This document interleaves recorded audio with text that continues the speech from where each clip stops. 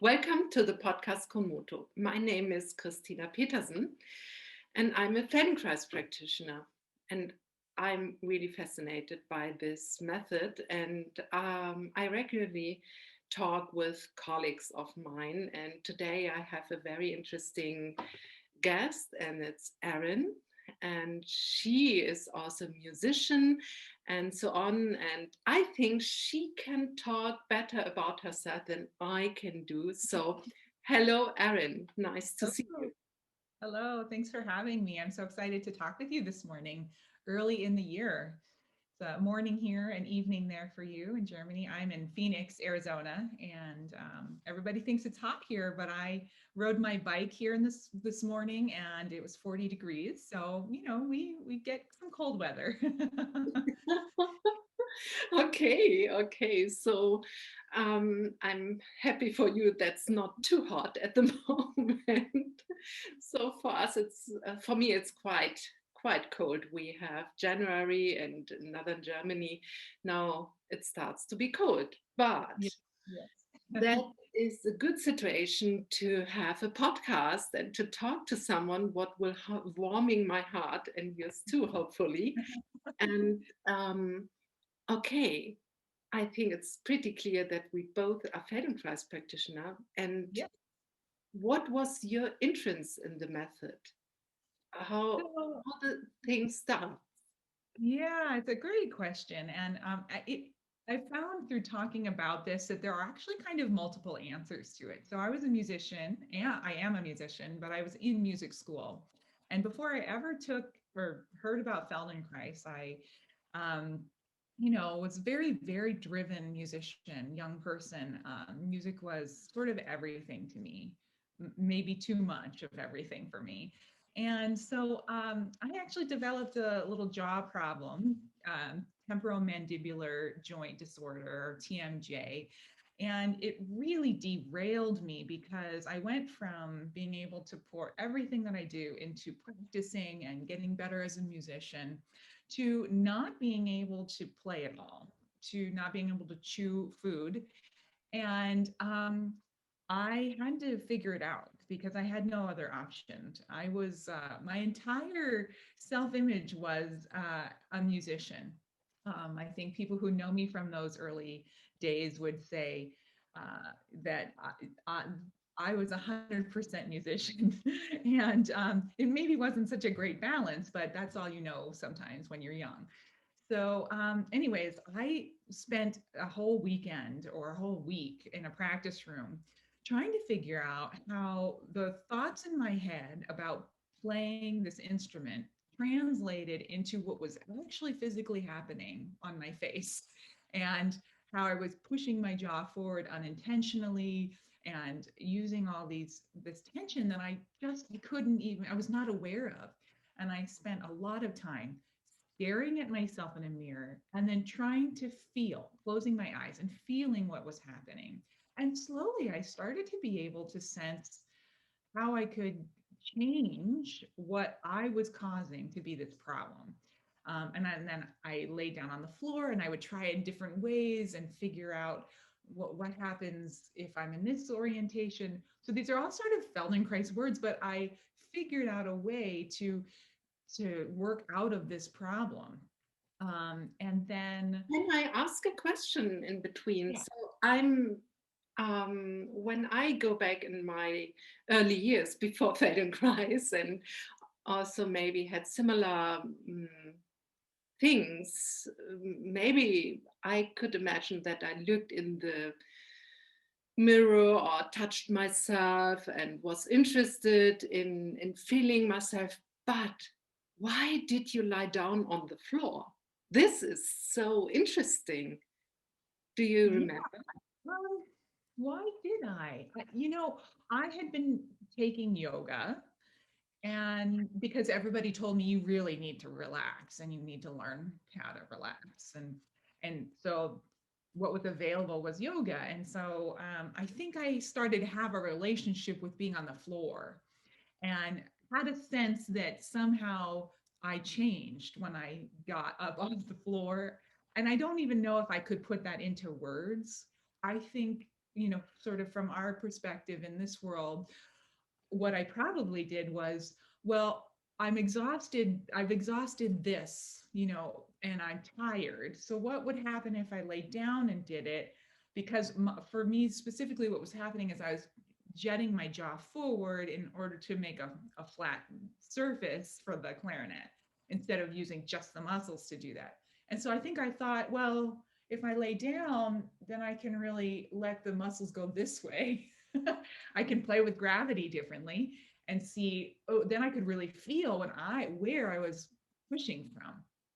So, yeah, so all that being said, I didn't find an awareness, well, so we call them awareness through movement classes, but I didn't find a group class. This is a class like a yoga class, but it's not yoga, it's a Feldenkrais class.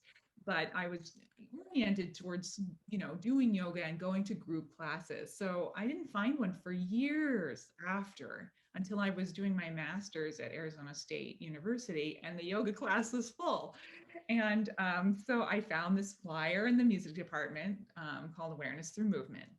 And I went into that class, and I was probably even more driven at that point because I was in my master's program, and a very well-known master's program. And so I went into these classes, and I couldn't slow down enough for what was being asked.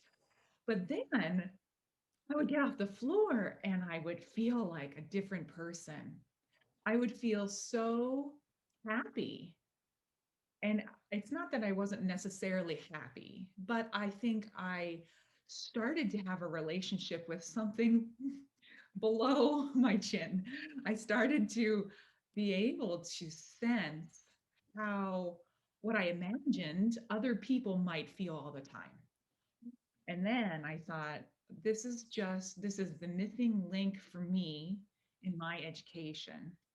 And so right after my master's program, I started a training program with Russell and Linda Delman in Sonoma, California. And our training programs are over 4 years. And this one was during the summer for 2 months at a time. And so it was pretty intensive.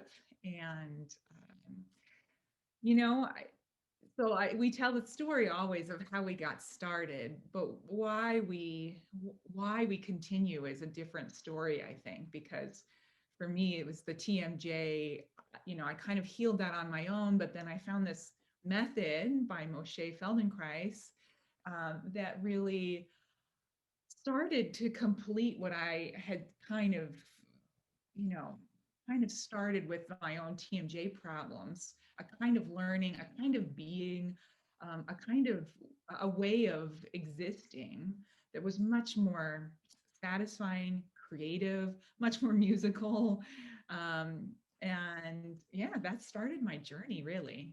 So. Yeah, and I think it's so interesting that you find out by yourself some Feldenkrais principles, the discovering, the touching, looking, oh, this side is like this, and here I have this tension. I understood you a little bit like this. And then also you went to the floor and you were thinking about, okay, maybe when I change my position to the gravity, but everything was surrounded, or your awareness was more focused on this area. Yes, and I think what is so amazing in the Feldenkrais method, or was what Moshe Feldenkrais put in the focus, is the whole thing. So why is the chin like this? And how is it related to the whole self? And what maybe changes when you do something with the pelvis or with the feet? And then immediately the tension in your jaw can be different. And what did you find out by doing more or finding out the connection from? the rest to your jaw. Yeah, well, I think a lot of it was in, I think there's two things. There's the physical things that I started to discover, but then even more importantly for me, I think were the psychological things that I started to discover. So first, I mean, the physicality of it was very, well, just we start learning instruments when we're very, very young, and it's often by rote or copying or um, and we don't always have all the information about maybe how our skeleton is designed or what that means even. So I had a lot of thoughts in my head about what I should be doing to play correctly, especially regarding breathing, and just beginning to understand that my thought does not always translate to actuality without a little more, bit more knowledge. So, one thing that musicians are taught is to breathe from your diaphragm, breathe low, don't move your shoulders, very common things that we tell kids when they're young because their anatomy is different and they do try to breathe from their shoulders, but at some point your shoulders do move when you use your rib cage, because everywhere that you have bone in your rib cage you have lung.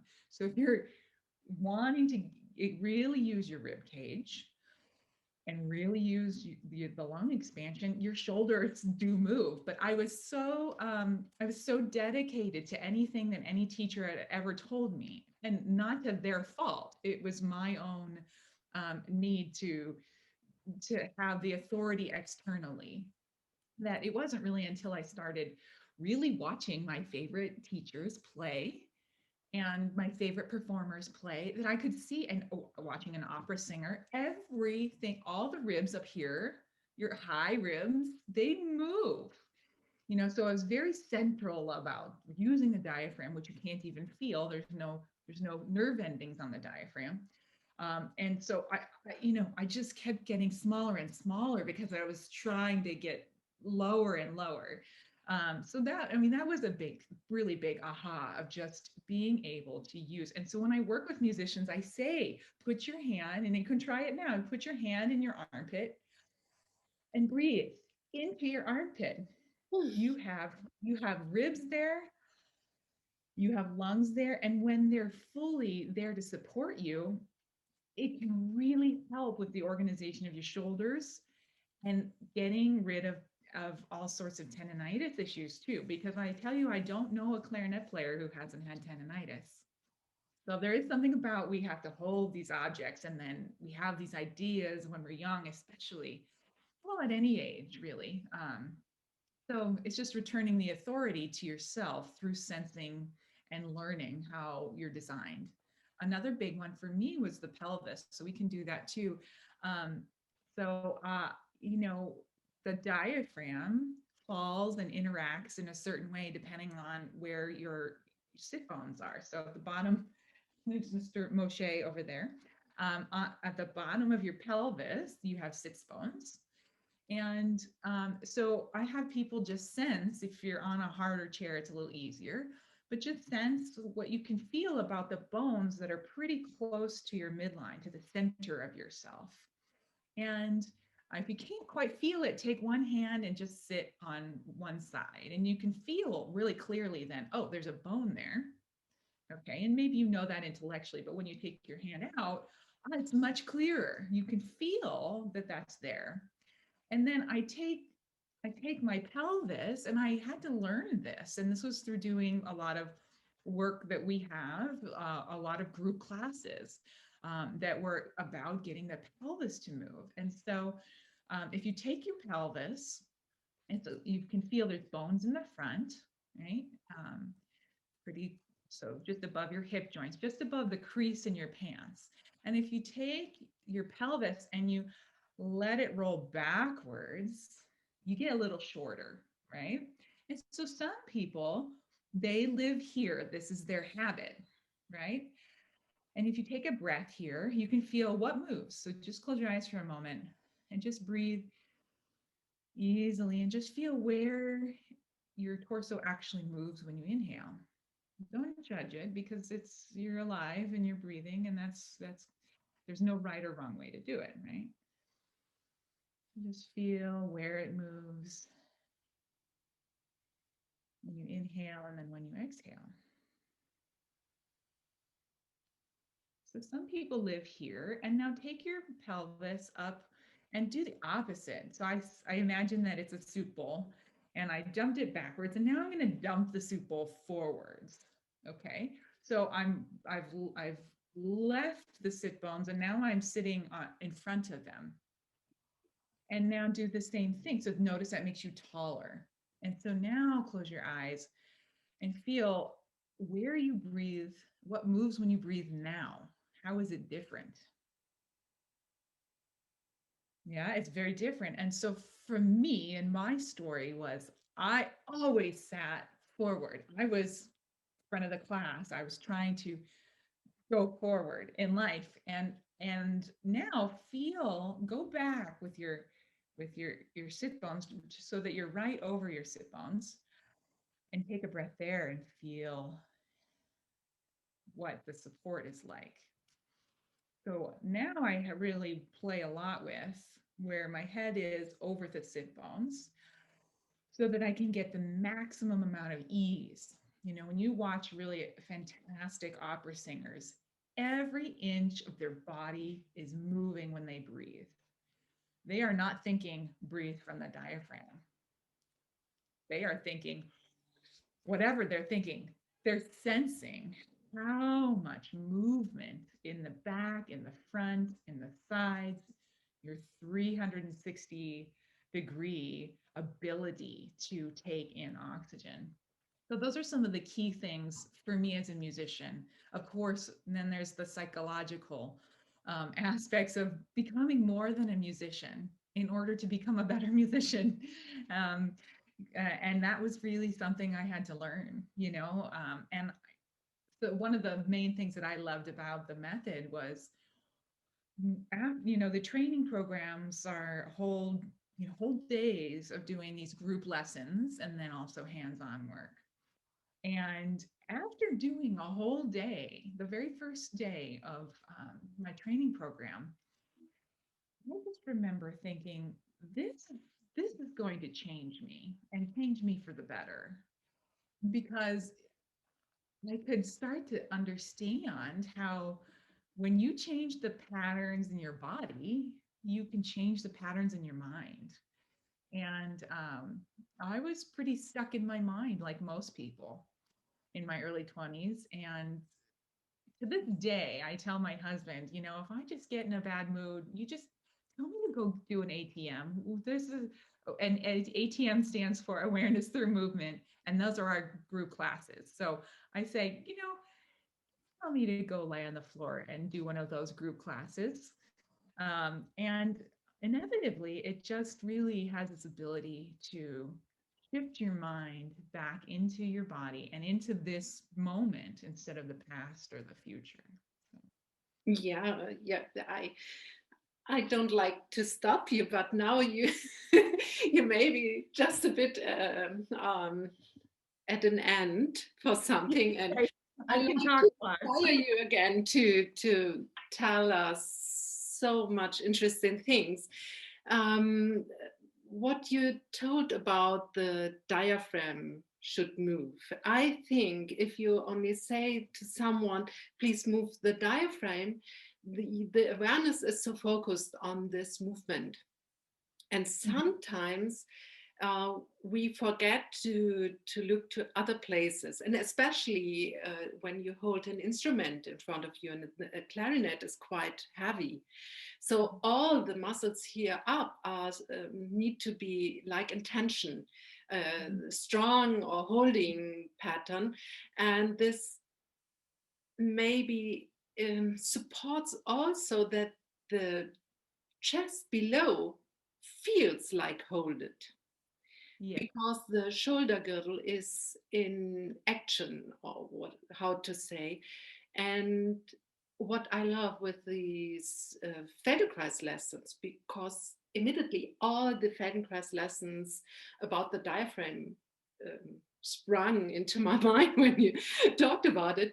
The key there is again that it's about the diaphragm, but you are spreading to all other areas your attention. So you find a way to move it by breathing and everything, and then there comes the part of, and how is your pelvis rolling now when you do this? Or what's about the ribs? Or can you lift the head easier after this? Why is it? And how is, yes, and that's, um, I think that's a different way to learn in the Feldenkrais method, not by doing something or repeating something, as you said at the beginning.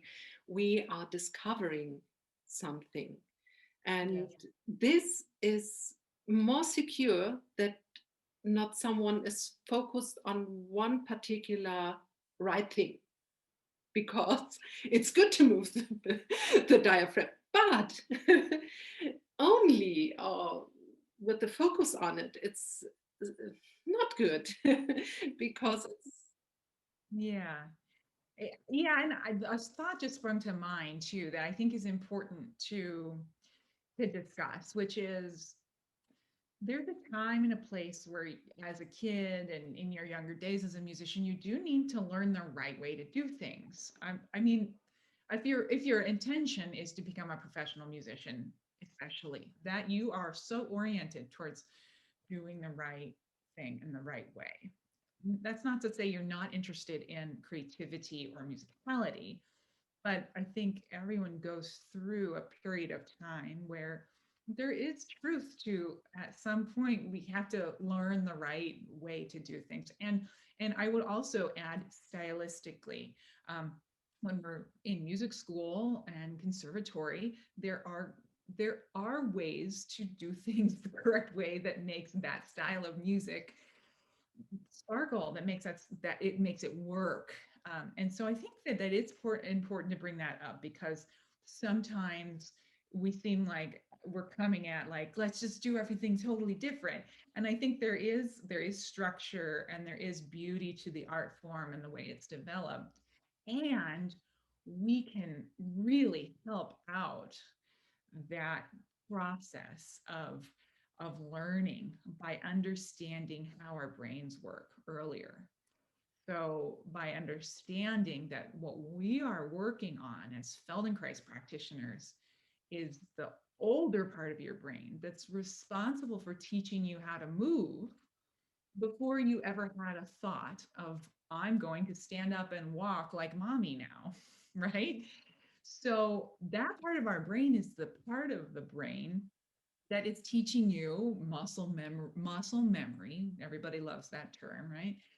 Eh, but it's really just learning different patterns of movement. And by bringing our attention to the whole body and being able to spread the attention to be able to sense the changes, that is what allows one to be able to create the kind of art form I think that they initially want. Because when I got more and more and more focused in a certain kind of way in my education, I think my music got more and more and more insular. And I missed, there was this, and I'm going to teach a workshop on this because I've been fascinated with this concept of awareness, body awareness, sensorial awareness, and your ability to phrase in music. So I remember when I didn't know nearly as much, when I was a young person, I feel like I was so in tune with what I wanted the music to sound like, what I understood how a phrase felt and sounded. And there was some times and some points in my development as a musician where I just lost it. I lost this idea of I and the instrument making a phrase happen through my mind, but also something in my body being freer. So it's an interesting idea that the body can teach the mind, and that was another Feldenkrais principle that scientifically, he really showed that when you change your patterns of movement through attending to how you sense the relationships can change your mind. It can change the programming in your mind, in your neurons. So, we love to learn from kids, and I think it's really great to learn from young musicians who haven't been overtrained yet, in a way, because there is something so free to their concept of beginning, middle, and end of a phrase. And I just remember very distinctly that I had lost that, what that felt like. I mean, I could do it intellectually, I could hear it, but when you're playing music, right, it's gone before you've created it, in a way. So it is really about being in this moment and attending to all of these things. Yeah, yes. And oh, this resonates so completely with me because I'm also a musician. I'm teaching the piano, and there's a point you have to say it's like this. Yes. But also, I had the luck with my um, piano teacher. She was so cute. So I played Chopin, and I was so in love with all the sounds. So the piano is about the harmony and how it is, and I played it, and it was very slow because each time I pressed the keys, I was like, wow, and then it was too slow, and I know, but I couldn't play it faster because it was so tasty. But she wasn't angry with me. She smiled at me and said, "Okay, Christina, I see. It's beautiful how you play, but you are going to the university. You want to be a student there. You have to play it faster, even if you don't like it so much in this. But you can play it at home like this, and it's good you play very slow and you Yeah. are so into it." So she was very nice with me, and then I said, "Okay, I do it." And at the end, this was interesting. I said to her, "Oh, that's cool too. I like it." And then See, she smiled at me and said, "You see." that's so cool. So I think it's also how someone teaches you Yes. about the right thing. That's something she let me feel. Yeah. Um, she was okay with my playing, but she said, you have to play it faster. Or if we have like a little concert in the music school, you can't play it like this because I'm your teacher, and it's Yeah. but at home, do whatever you want to do. That's great. That's great. Well, that's important to give you the freedom, right? Because I think there is something to our group lessons as a Feldenkrais practitioners. When we give group lessons, there are very good guidelines and constrictions built into these lessons. Moshe Feldenkrais left us like 500 different lessons. And each one does have certain constraints in that he asks you maybe to turn your head to the right, and but don't let your pelvis go to the right, whatever the situation is, right? But within that, he's not asking you to do it right and wrong, largely. Largely, he is asking you to, okay, as you do this within this little constraint I've given you, okay, the tempo, right? The tempo has to be this when you perform it, let's say. What else is happening? Where else is that go? So what else can you sense when you turn your head that way? Does this move? If you reach, and if the direction is reaching, why are you not, what can you be using that you can't sense? So I think music is just the same thing. Yes, you have you have the notes, you have the rhythms, you have the tempos, you have the style, and then that's the baseline of where the music starts. And I think it gets lost. It really I think that's the baseline. But then what happens beyond that is really where the magic happens. That's where music happens, I think. Or let us talk about magic, because so when I entered in my Feldenkrais training, I had quite a lot experienced the group lessons. And once an hands-on lesson, so one-to-one. So this is also possible, but I have to say it was really like nothing. And then I started to discover this, and I would use the words magical for this part of the Feldenkrais method. And how was it for you when you had the first single lesson or hands-on work with the Feldenkrais method? Yeah, so I don't think I had a full hands-on lesson until my training program. And yeah, it was the close. So I will back up and say, as a musician, you strive, on some level to have these magical experiences. And when you're a professional musician, you know that sometimes it doesn't happen, or rarely it happens. But when it does happen, it stays with you and you remember it forever. Right? I mean, you remember when everybody's on the same mental wavelength, the same ability, and luckily some people have that all the time, and that's what we really strive for. When I had my first hands-on lesson, functional integration is what we call it, but it's a Feldenkrais lesson where the practitioner touches so gently you think nothing could possibly be happening. And I remember getting off the table, and it was as though I just had the most beautiful musical experience of my life. It was that same part of my brain that was so satisfied. Um, and it felt so completely different than the person that laid down on the table. And it felt magical.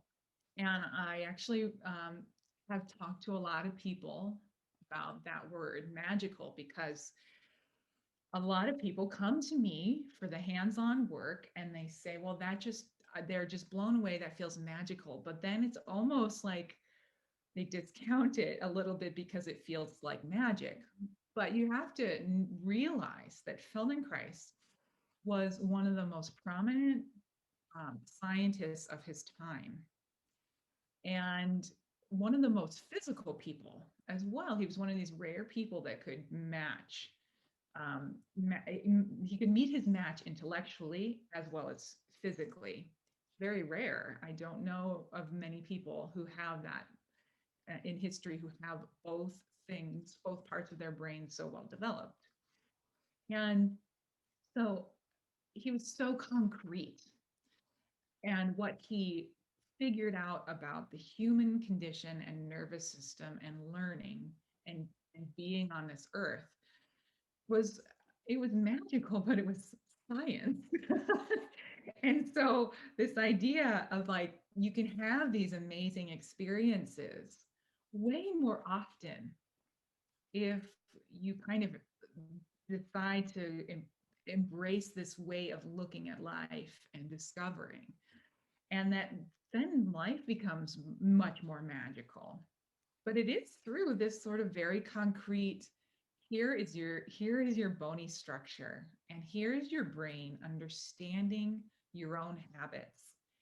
And when you increase the ability within yourself to play with your own habits and change them, it is magical. It's magical. It feels amazing. I say to people, this is the drug you don't know about.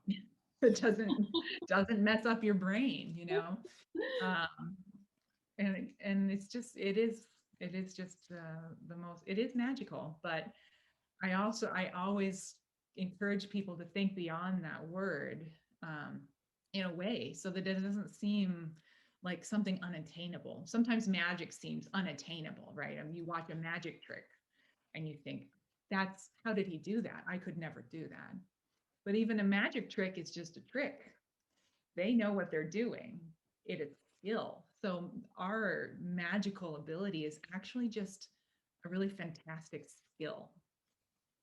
Yes, and um, I think now I'm interested in what changed beside your jaw.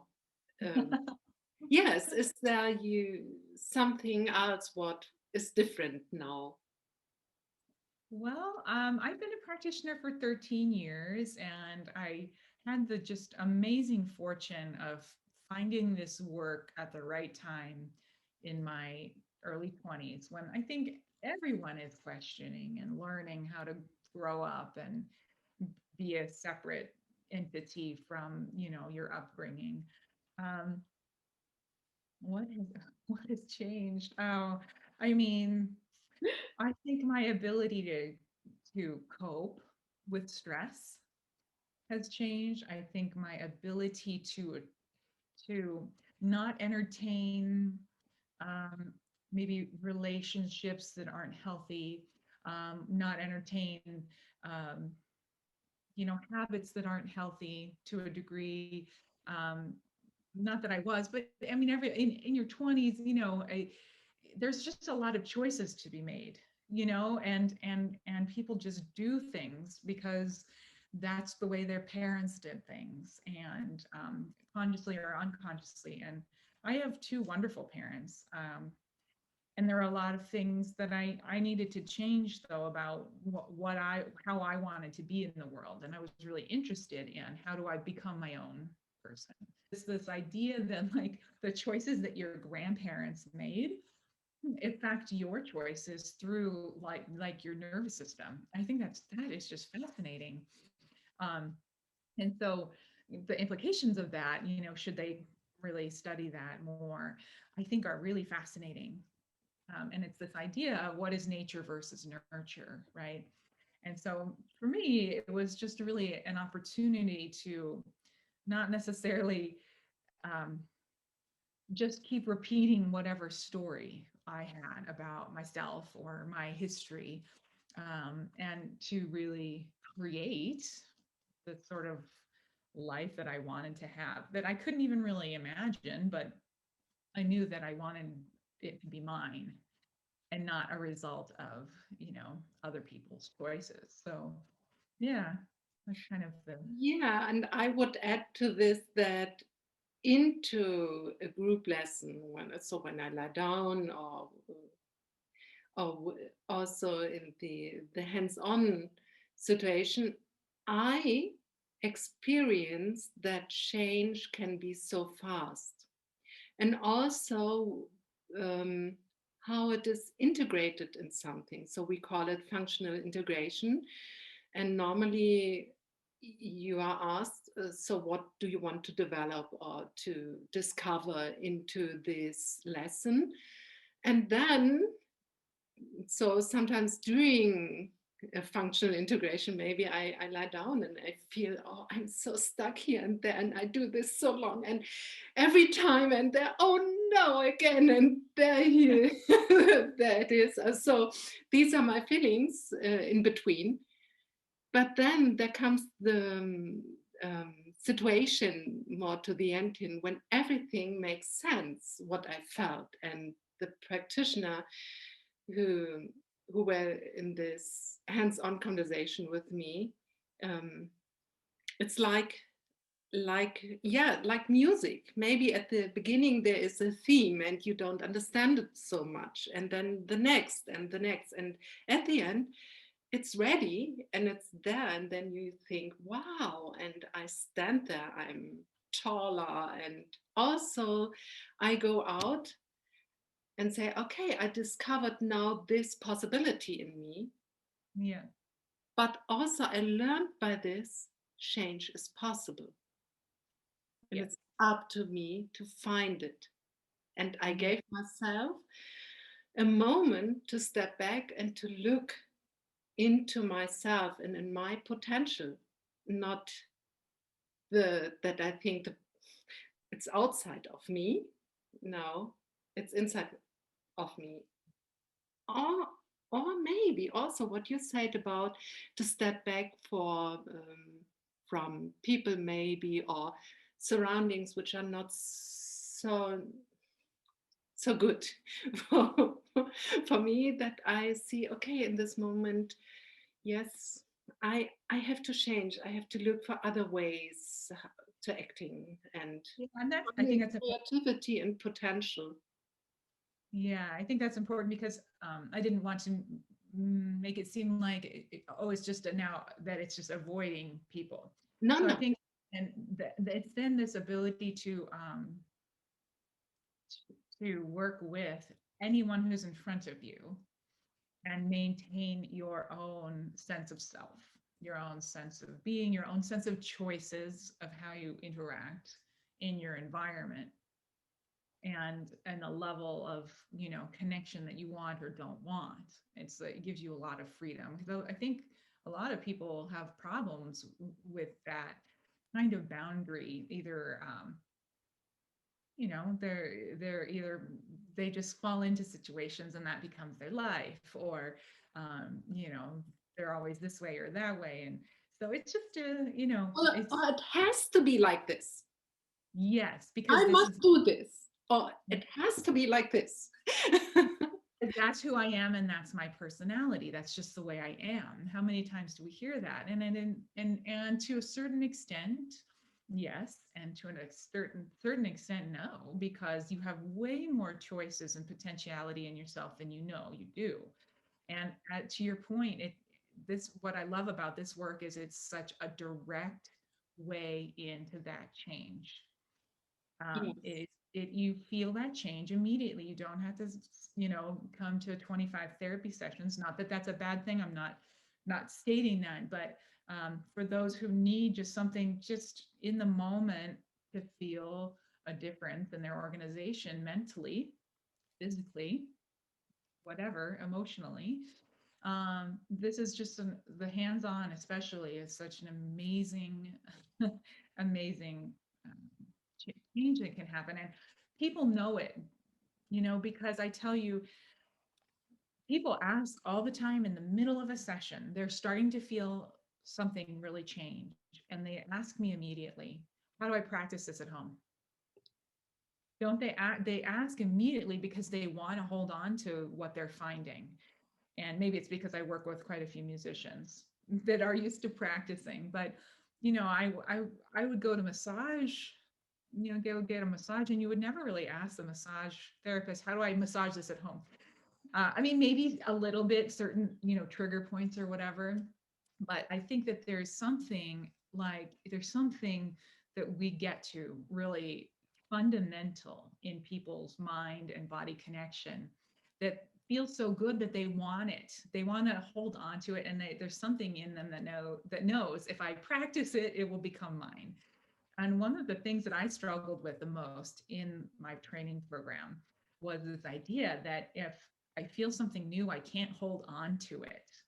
I can practice it and I can make it part of my repertoire of habits. So a habit is something that's fast, right? You don't think about your habits. Um, we have thousands and thousands and thousands of habits happening all the time. I think people don't, in the general public, don't necessarily think about that. But when you get out of bed, you get out of bed a certain way. Every movement you make is a habit in your nervous system, in your brain. And so this idea that you can change your own habits so simply is, I think, what we have to offer that's so rich. But this idea that you can't hold on to a sensation, though, and once something becomes a habit, it might really help you with your functioning, but it won't necessarily stay fresh or have that magical feeling once it's already been established as a habit, because then it's automatic. Your brain needs it to file it away, say, okay, we know how to use this now. I don't want to spend all this time on it now, just use it, right? And so I learned how to raise my hand this way. Now we're just going to over time integrate it and let it be a habit. So the lovely thing is that Feldenkrais left us with so many challenging lessons. So if you start to become habituated in whatever thing you're learning, you can just keep going. You can just, at any age, do another different lesson, another group lesson that allows you to, learn how to do something you never imagined you would, like stand on your head or do a judo roll or things at any age. And this is not age specific, because I'm sure you experience this too. People in my training program who were 30 years older than me obtaining much better results in some really big, massive movements, because it's about their organization and their ability to listen to themselves and do what's safe. So. Yes, that's completely true. So I see that you are in a very nice room, and you told me a little bit before that it is very new. Where are you at the moment? Right, in this room. Can you tell me a little bit more about it? Yeah, so I'll just back up and tell you a little bit about, when the pandemic started.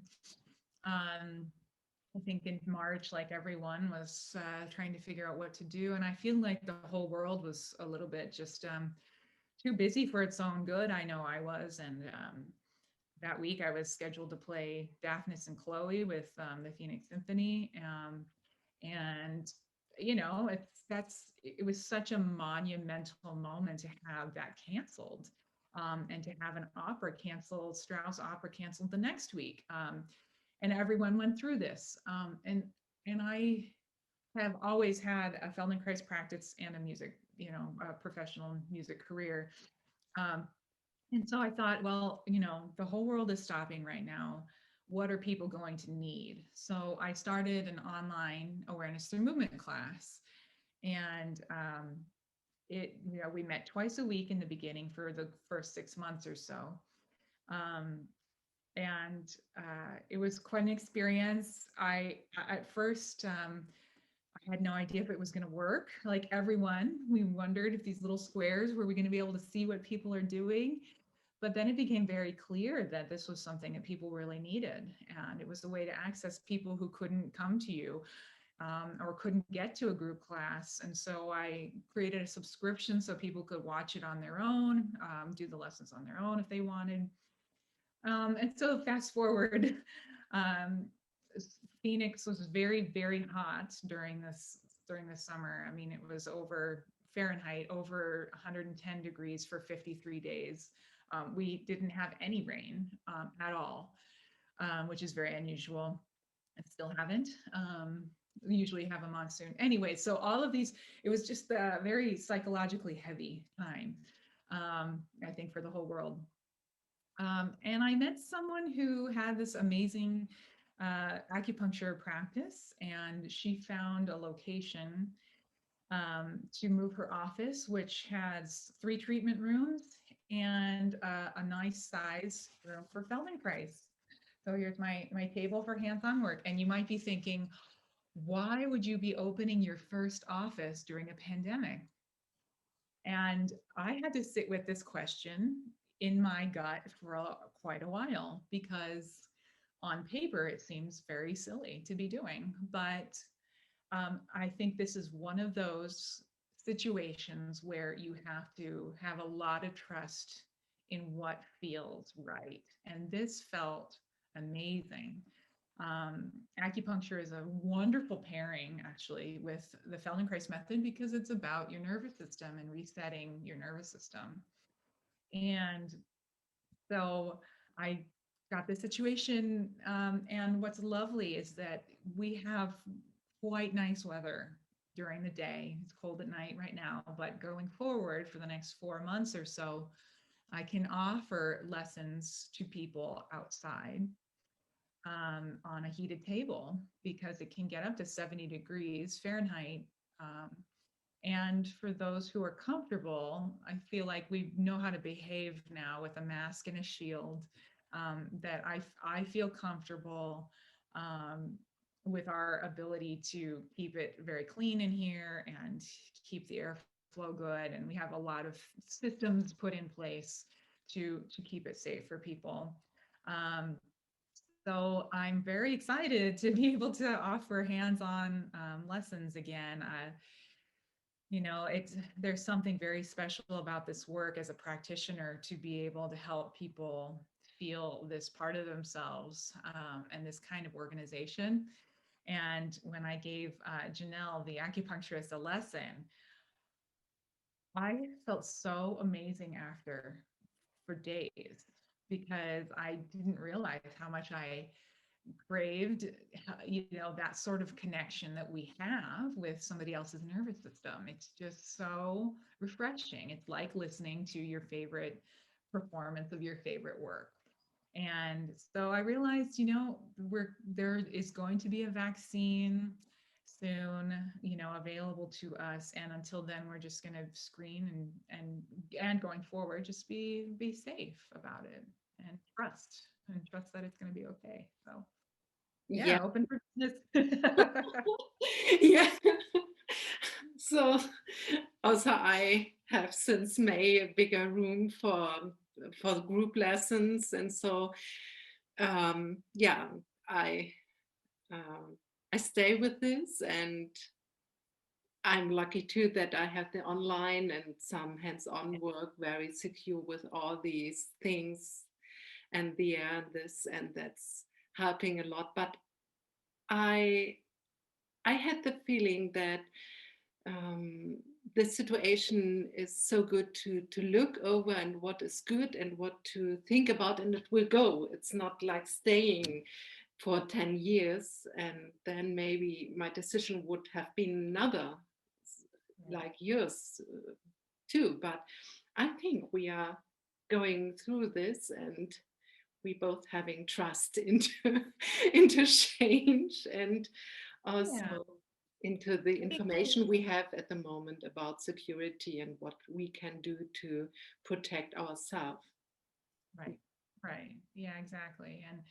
And I think it's such a amazing silver lining. I mean, I will always be a performer. I still practice. I mean, there was a dip in the pandemic time where it was just I went the longest I've gone without practicing. But it also reminded me that during my training program, I didn't really practice for a couple months at a time. And when I came back to my instrument, um, after those times, well, it was maybe a couple weeks at a time, and then I would come back to it. The creativity, the spontaneity, the ease in my technique. I mean, there were certain things clearly you have to keep up, um, but I just was reminded of that part of my brain, and that experience of what happens when you have something that's so habituated, like playing an instrument. Sometimes when you take a little bit of time off from it allows the music to be fresh and free again when you come back to it. And I'm very much discovering that right now. So I play with the group Urban Nocturnes, and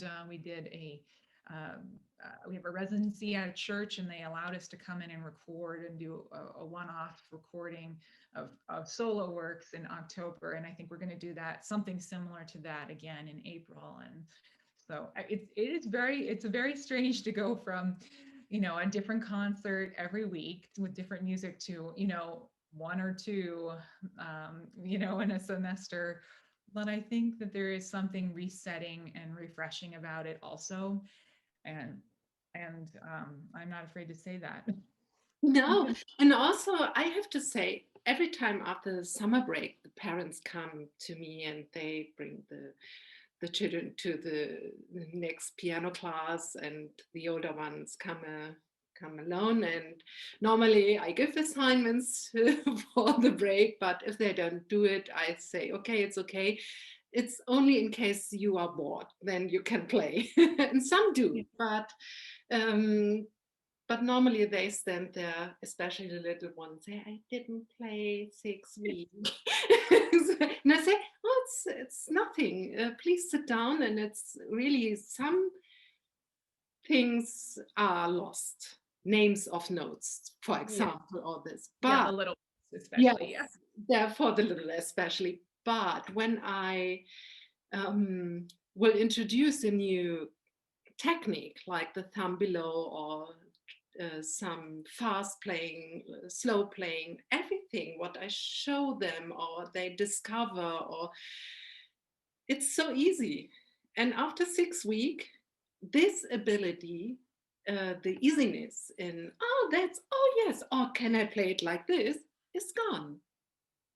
And Wow. so I love the time after the long summer break because normally they were at the beach, they played in the garden, or they did something so different than only sitting in school, that they are so open for new things, and also they discovered new possibilities in moving. Mm-hmm. And I think this is something we have to think about when we are getting older. We train things, so I will never forget the names of notes again. So it's so for me it's like breathing. It's You don't remember even learning it. It's like yes, learning to walk. You it's don't remember I learning it. see it and I don't have to think about it. But this is an of course an advantage, but on the other hand, um, to stay with my creativity and with my potential, I have to have sometimes holidays. Yes, of Mhm. course, going to the beach or some more special work like in the Feldenkrais method, Mhm. where my brain is has the I look for a word, will be um, we call it a little bit pushed, but very gently pushed into Uh-huh. finding new movement possibilities. And this will introduce also my playing.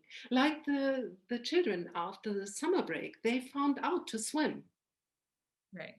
and to climb the tree, or what they do in their holidays, amazing things, what they tell me. And then they can play better without um, training the Without over practicing. over practicing. That's like Mhm. going into yes, Yeah, the wrong it's a real way. thing. Yeah, yeah, yeah, yeah, yeah. I think that's I can. Uh, I think you said something before our conversation. You said Feldenkrais is something what is needed or is missed in the normal music um, practice or in the In the education. education. Yes, I we yes. as I can say, as a musician, I have 500 years of tunes and plays, and also people who thought about how to play and how to practice and technique, style things.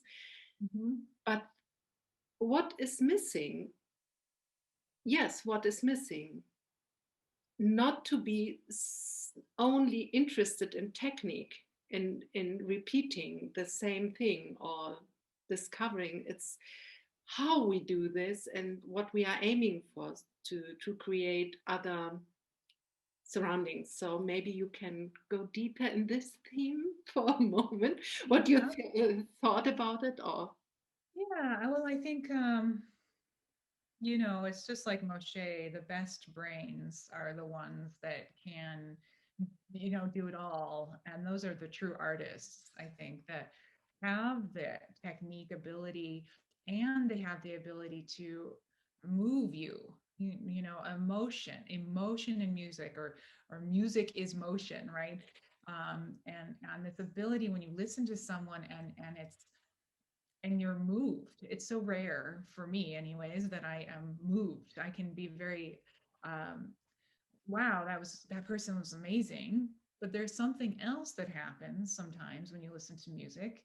And for me, that was the fundamental growing up, right? That was the fundamental, was the seeking that movement, and that was because that I needed that movement in my own life.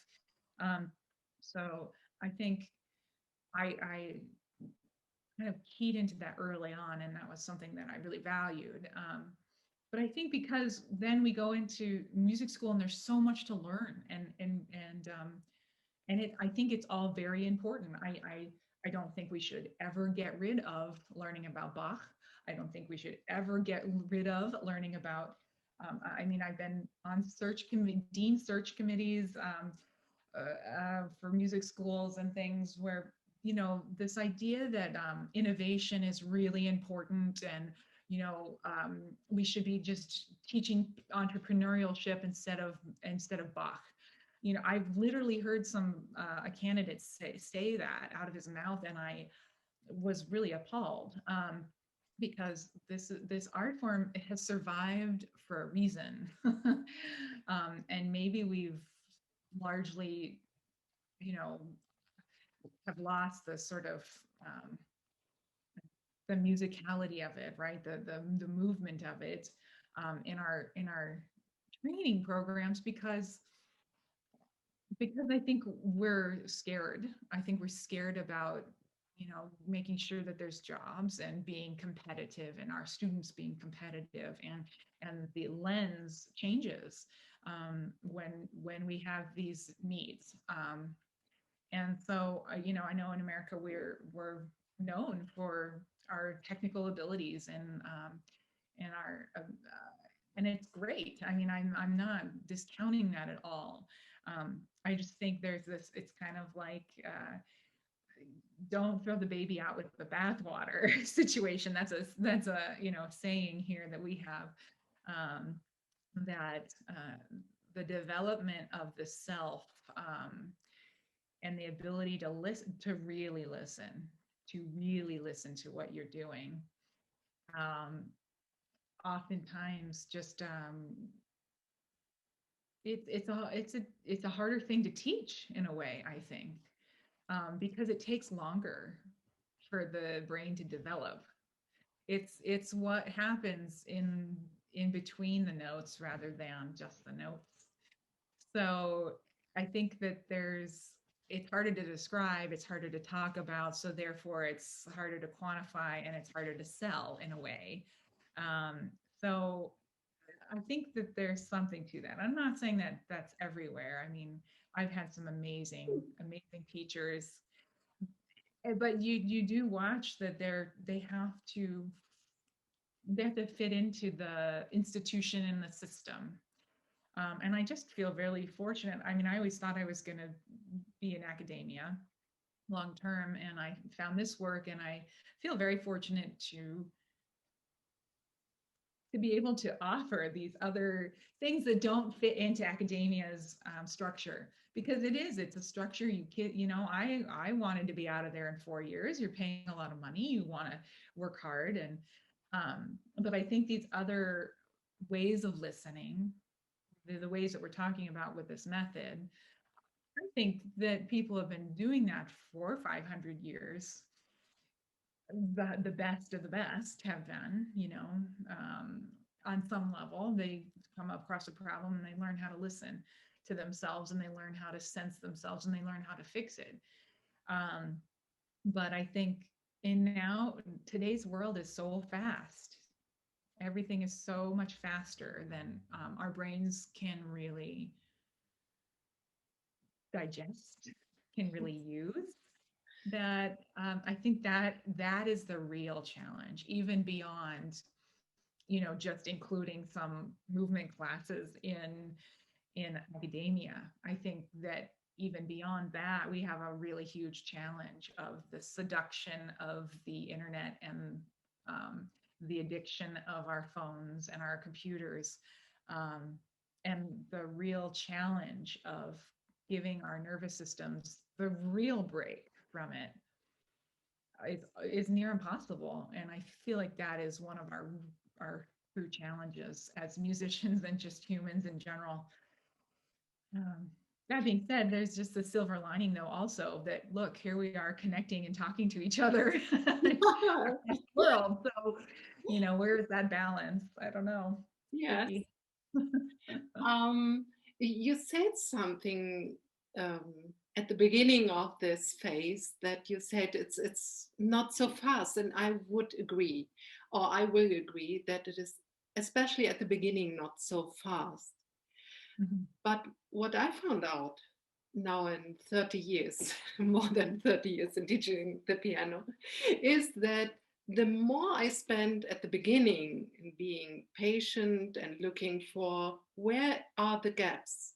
So I have some very students, they like to practice, and they want, and especially one, after half an hour, she has red cheeks because she is so like, I want to learn it, I want to know it. And when I say something, it's like she is like laser eyes and focus.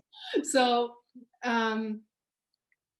but at the beginning, if I look for this and this and this, maybe it's a little bit not so fast, but at the end, it's faster. Yeah. And it's more beautiful, and the technique is more developed or more flexible. I show at the end, it's like I show something, and then okay, even when they don't like to practice so much, it can work at the end if they stay with me all the time. And also, I had to learn the trust in this process. I knew it, but now I have more and more results with my pupils, and also the parents need to trust me. So I had parents, they said maybe she could play something because again this, and I said yes, look, the fingers are stressed when we open up to more yeah, that the hand is too small or not trained.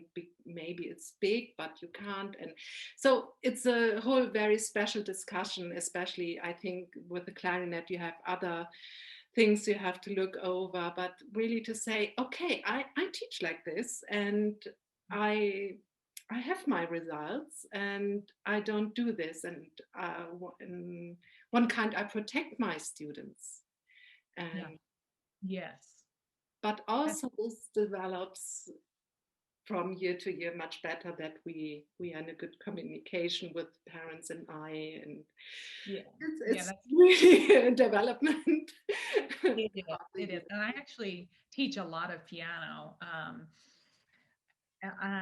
Piano was my first love, and I remember very early on, just so focused. I mean, my dad pushed the piano into my bedroom when I was a kid because it was just easier for everyone. And so, you know, I, I think it is a challenge because kids come with a desire usually.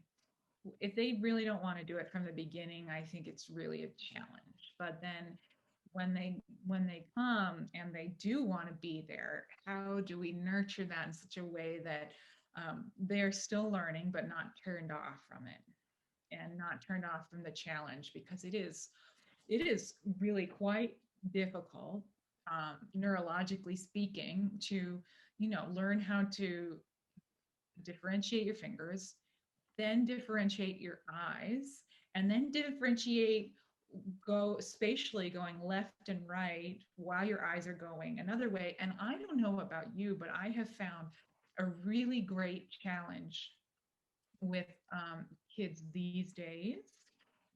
And I don't know if it's because they're online more. And I have a theory about this. When you're online, your eyes are darting all over the place, but within a very small range. And when kids learn how to read, their eyes have to move across space rather than moving a lot within a tiny, tiny frame up and down.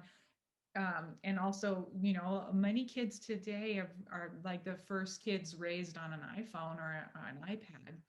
And when you're looking at an iPad, what's happening with your eyes?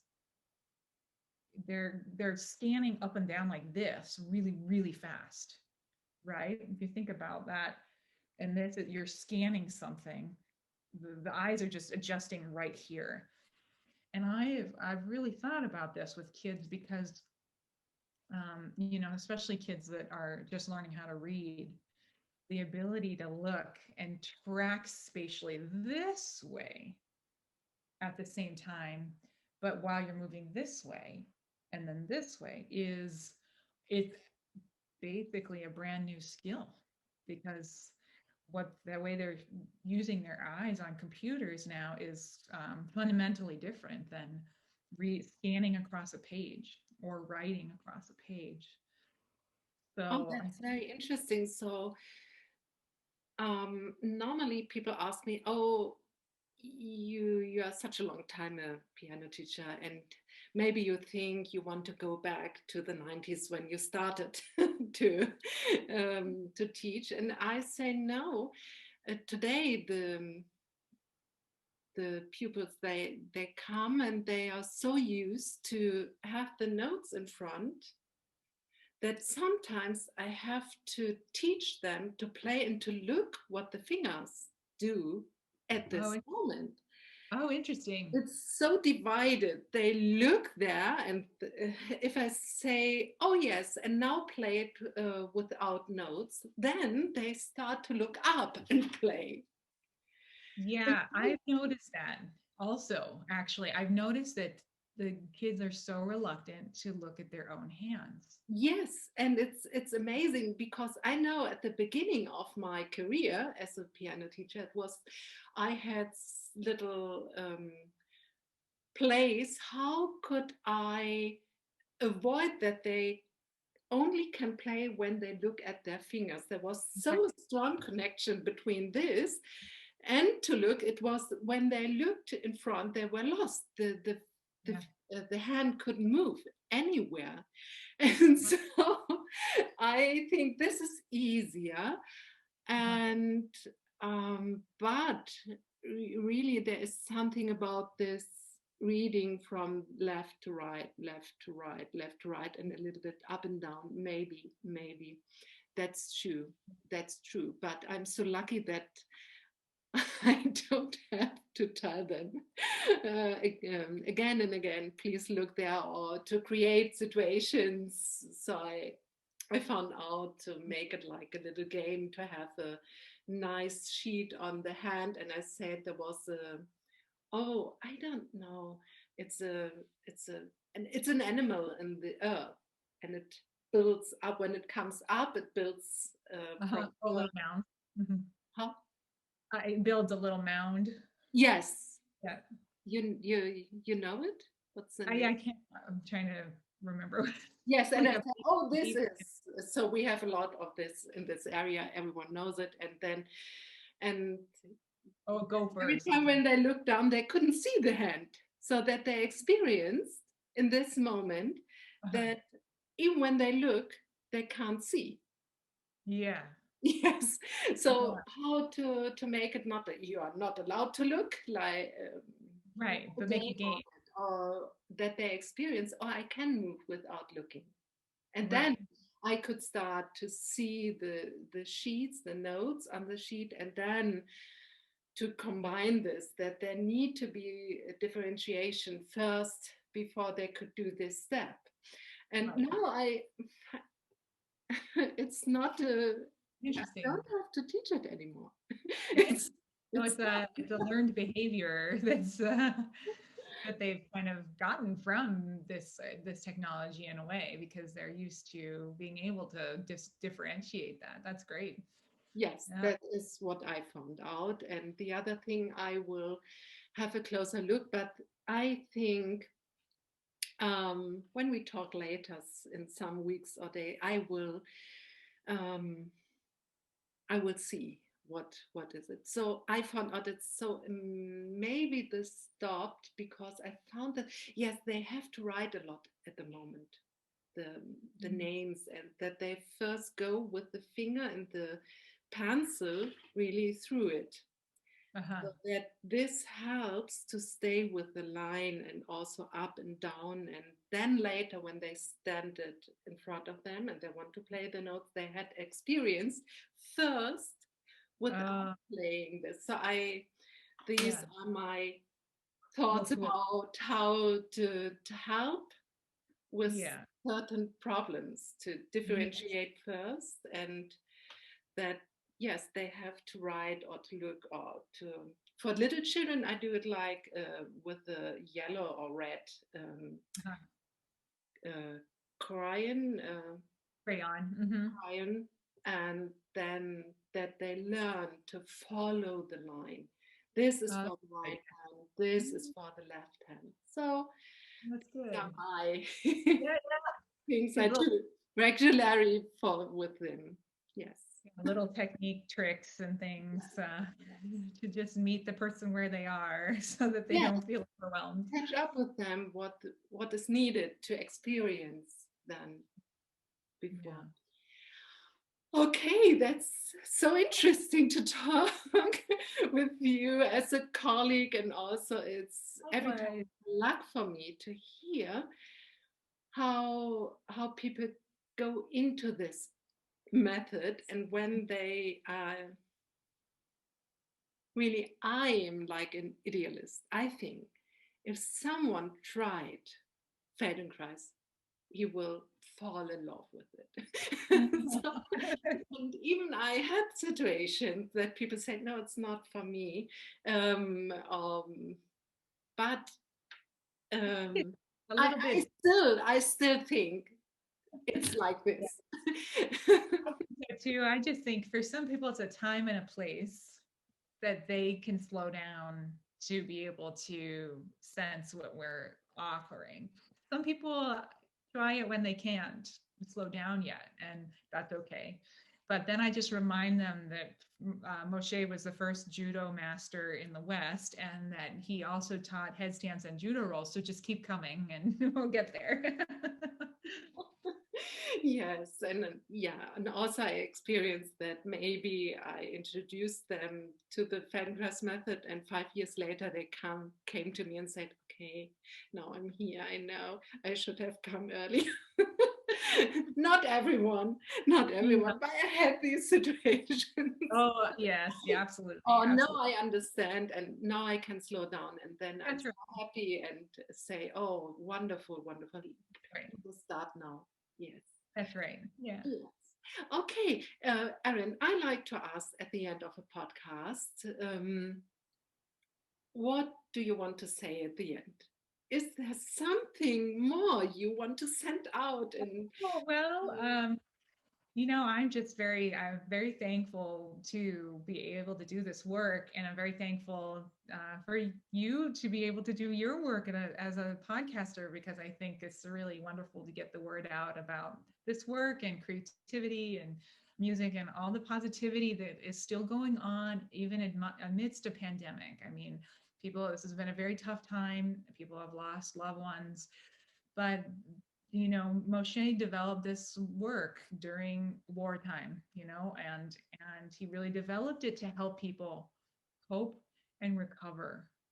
So this is a wonderful pairing for a time like this. And yeah, I can be found on my website, erinfinkelstein.com. And I work with people online, and I have a weekly class on Thursdays, 9:15 Mountain Time.